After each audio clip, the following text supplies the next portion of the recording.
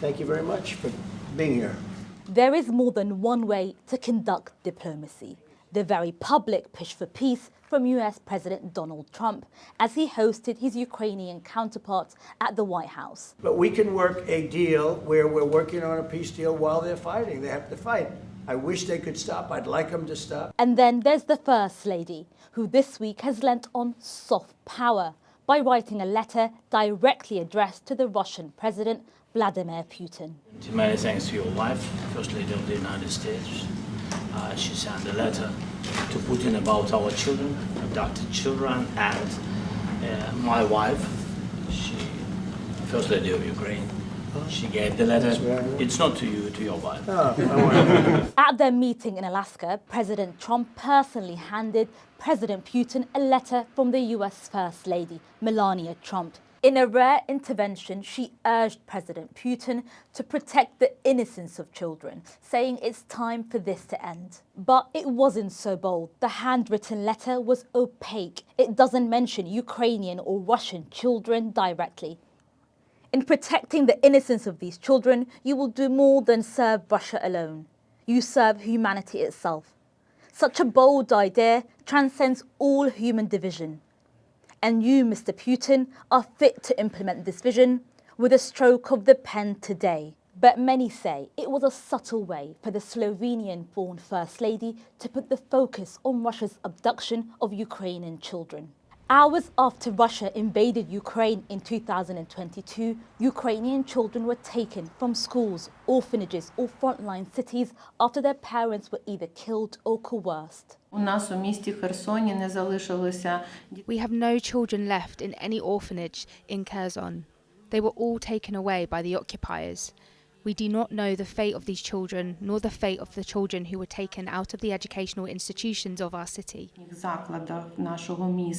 As many as 35,000 children are still missing or being held in Russia or Russian-held territory, according to experts at Yale University. It's the single largest kidnapping of children in conflict since World War II. We know, based on the scale of the facilities involved, that it stretches in terms of the camp network, stretches from the Black Sea to the Eastern Pacific. Thousands of Ukrainian children have been separated from their parents, taken to so-called re-education camps, or even put up for adoption inside Russia. This footage caused an uproar when it emerged on Telegram, showing Ukrainian toddlers still in occupied Ukraine, dressed as Russian commanders in a nursery in Mariupol.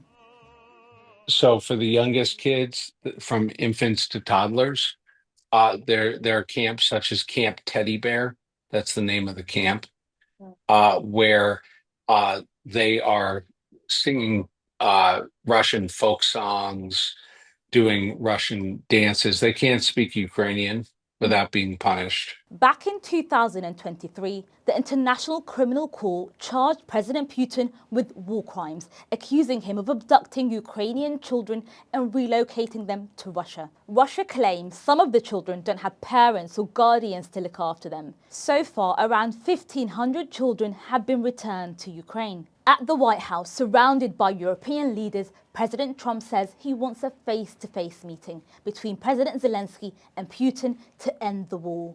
But for a generation of Ukrainian children who were taken too young, scarred by this war, this deal will be too late. We're now joined by Dr. Neil Melvin, Director of International Security at the Royal United Service Institute. My first question, was the meeting in the White House yesterday the best possibility for peace, or was it a political spectacle? Well, I think it was a little bit of both in a way. Is that for the European side, they were anxious to avoid a repeat of the previous visit by President Zelenskyy to the Oval Office, the disaster of the February meeting. And in that sense, the optics looked much better. There was a much better mood. And there was some idea that there was progress, particularly on the issue of security guarantees. But overall, the whole process around peace remains very fragile. President Trump has made rather ambiguous commitments to security guarantees. So there's still a lot of work to be done to really persuade the Ukrainians that this is a real commitment. And on that security guarantees, up until now, the US has been reluctant to commit to them.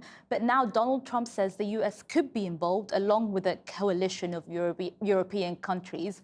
How significant would that be?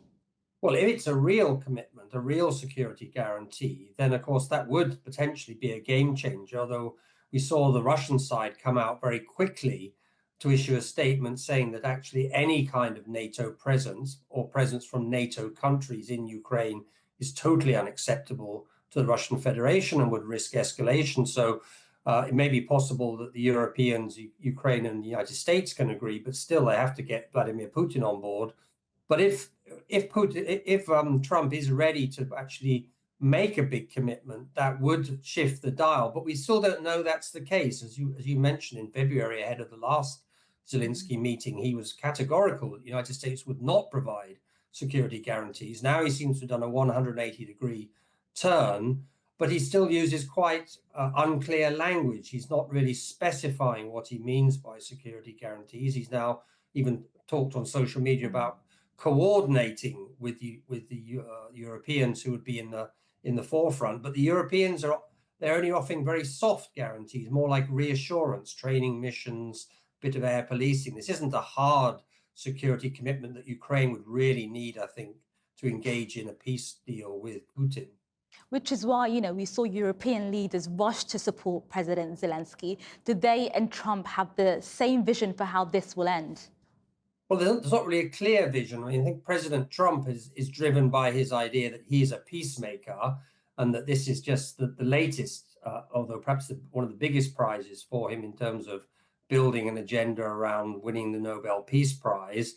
He seems less concerned with the details of what a peace agreement might look like than actually reaching something that can be called a peace deal, whereas the Europeans, of course, understand that this kind of peace deal is going to take a lot of work. There's going to be a lot of different agreements that have to be made, and the clock is ticking. So they're anxious that we don't get sucked into a peace process that would feed into Putin's agenda to keep the war going.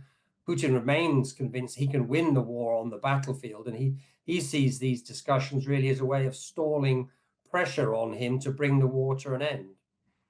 And last night we saw President Trump saying, I think, as in Putin wants to make a deal. Is there any indication that the Russian president will do that? I mean, certainly in the public statements, there's very little indication that the Russians want to make a deal. I think they're anxious to keep pressure off them. And they saw last week some momentum building in the White House around sanctions. And so they offered the summit as a way of really deflecting that conversation. And that has worked because sanctions has gone away and on the US side. And we're now talking about a peace deal rather than a ceasefire. So I think Putin's first plan, which was keep the war going, buy time to prosecute this and build up momentum, and perhaps take Donbass back by military force, that seems to be working. I mean, they've offered now potentially another meeting in 2 weeks' time. Again, that's a long time on the battlefront. So you see the Russians keeping the process going, trying to keep the pressure off, but not really committing to actually the tough decisions that would have to bring the war to an end. And Putin remains committed to the same aims that he had at the beginning of the war, and that was to really subjugate Ukraine. Thank you, Dr. Neil. We appreciate your time. Thanks for joining us.